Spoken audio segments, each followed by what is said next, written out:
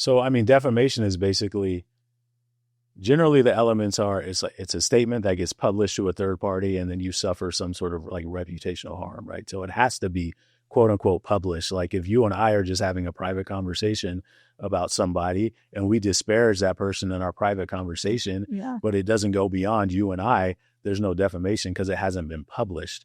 But if you and I on this podcast were to say something disparaging about somebody and put it out there, now it's been published because it's gone out to the world, right? So there's statements that have been published and now he's alleging he suffered reputational harm or whatever, right? And then there's $50 million I'm alleging in pain and suffering and emotional distress as a result of losing all that money, as a result of, being pilloried in the press and being made out to be, this abusive, sexual deviant or whatever, Like, how do you prove emotional distress? Physical pain, mental suffering, anxiety, loss of enjoyment of life, humiliation. So like those things, like loss of enjoyment of life, anxiety, humiliation, and any other measure of damages that you can think of that's appropriate. But for him specifically, mental suffering, anxiety, loss of enjoyment of life, humiliation. So in order to prove it, ultimately, he would get on the stand and testify as to how this has affected him. On average,